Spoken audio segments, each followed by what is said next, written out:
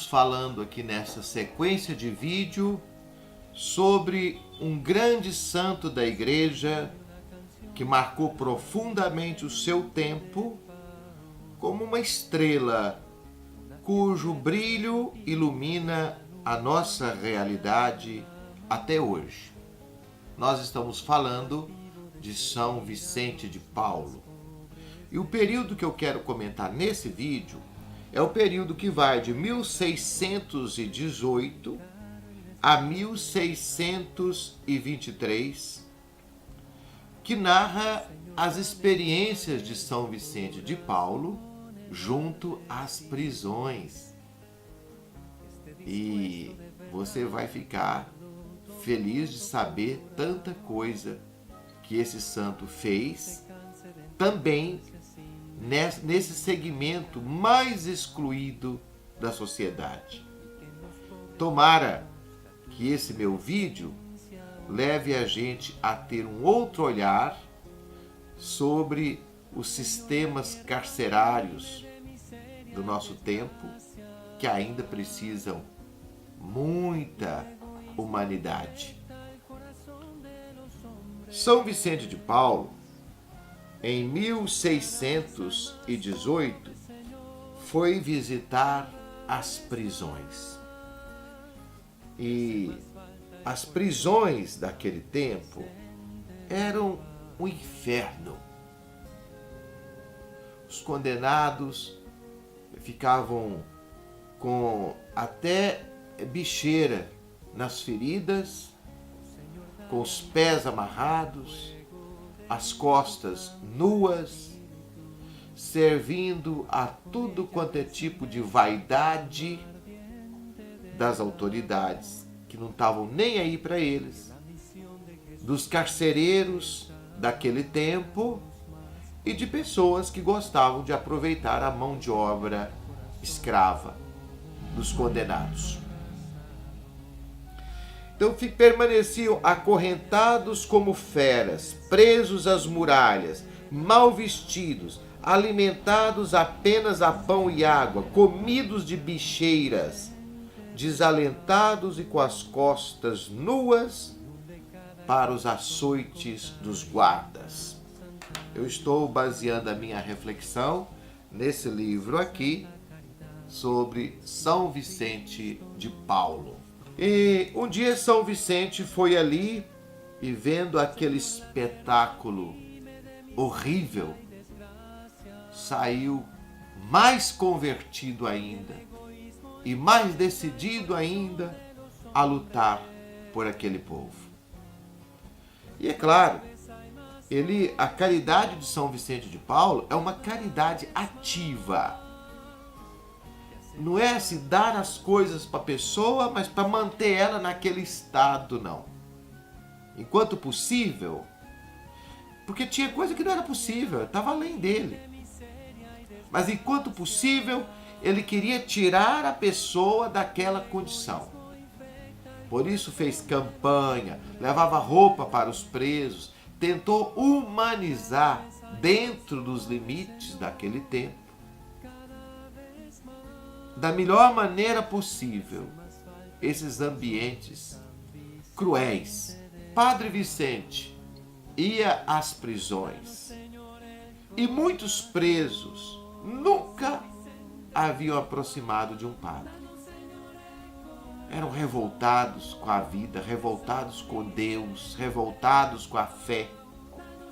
Mas Padre Vicente, com calma, com um sorriso no rosto, com uma inteligência brilhante, senso de humor, respeito à dor humana, devagarinho ia mudando aqueles ambientes por onde passava. Cobrava de quem podia ajudar a ajuda, ia às autoridades reivindicando mudanças necessárias nesse sistema.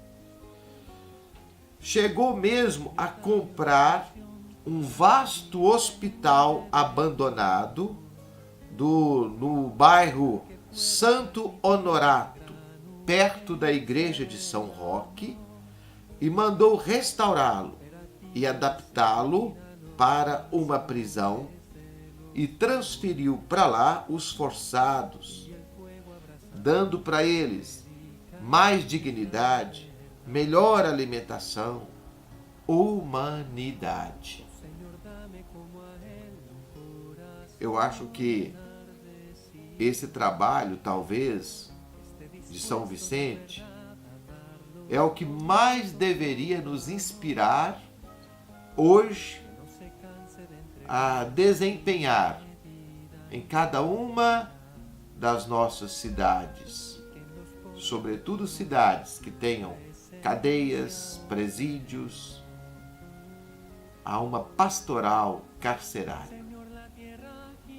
Quando nós vemos São Vicente cuidando dos pobres, não podemos esquecer que ele também iluminou com a sua presença as prisões do seu tempo.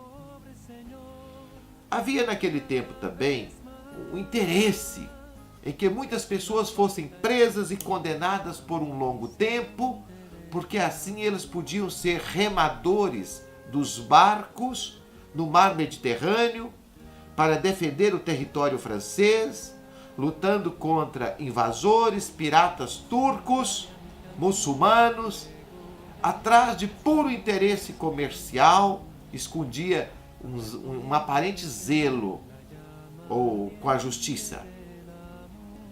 E como é que eram esses barcos chamados de galeras? Era uma coisa horrorosa. As galeras eram navios ligeiros de mais ou menos 60 metros de comprimento, chatos e manobrados por cerca de 300 remadores. Eram armadas com 5 canhões e tinha um duplo convés, um para 100 soldados, o outro ornado de veludo e com bela aparência para os oficiais. A flor da água, em bancos para 5 remadores sentar em cada um desses bancos, os galés, que eram os presos, com o pé esquerdo acorrentado à palanqueta, permaneciam sentados durante todo o tempo da viagem. Aí mesmo dormiam e morriam. Da proa à popa da embarcação havia um corredor onde o chefe dos forçados, chamado comitre, com 2 subcomitres armados de chicotes, flagelavam as costas nuas dos remadores, que se esvaíam por extremo cansaço ou por doença. E se algum deles morria, era simplesmente jogado ao mar sem a menor cerimônia. A história de São Vicente de Paulo, e quando São Vicente de Paulo fala de si mesmo, ele é sempre muito comedido, ele não gostava muito de falar de si mesmo, mas um dos seus biógrafos, chamado Colette, coloca no ano de 1622 um ato heróico e conta o seguinte: o padre Vicente, falando, claro, de São Vicente de Paulo, muito antes de fundar a sua congregação, que é a Congregação dos Padres Lazaristas, fez um ato de caridade semelhante ao de São Paulino, que se vendeu para livrar do cativeiro o filho de uma viúva. Tendo um dia encontrado um forçado preso aos bancos de uma galera, o qual tinha sido obrigado a abandonar a mulher, filhos em extrema pobreza, tocou-se de tanta compaixão pelo estado daquele preso infeliz, que resolveu empregar todos os meios possíveis para consolá-lo e aliviá-lo. E não encontrando nenhum meio, por um movimento extraordinário de caridade, pôs-se no lugar do pobre homem, para lhe dar meio saindo do cativeiro e assim poder acudir a sua família. Conseguiu, pois, que aceitasse a troca aquele de quem dependia a licença e, tendo aceito voluntariamente o cativeiro, foi preso à corrente do pobre homem que pusera em liberdade. Ao cabo de algum tempo, conhecida a virtude singular do caridoso libertador, aquele prisioneiro foi solto. Muitos pensaram depois que a inchação dos pés de São Vicente fosse causada pelo peso incômodo das algemas dos forçados. E um padre de sua congregação, tendo tido ocasião de perguntar a ele um dia sobre isso, ele apenas mudou de assunto com um sorriso, sem dizer uma única palavra. Esse fato foi citado pelo Papa Clemente XII na bula de canonização de São Vicente de Paulo. Aqui eu fico pensando, que belo exemplo de caridade.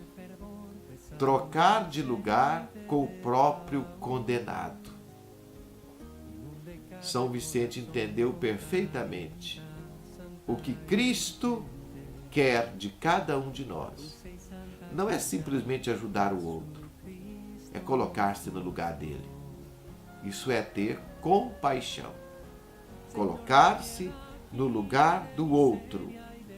E o outro, aquele que mais sofre, como nesse caso, os prisioneiros, explorados por muitos, tinham que fazer trabalhos forçados, e ele simplesmente aceitou essa condição de colocar-se no lugar do outro e substituí-lo no seu infortúnio. Fica aqui uma grande motivação para o nosso trabalho pastoral, né? Nós somos capazes de gestos assim? Não sei. Que São Vicente nos abençoe. Um grande abraço para você. Señor, cada vez más, y hace más falta el corazón de San Vicente de Paz.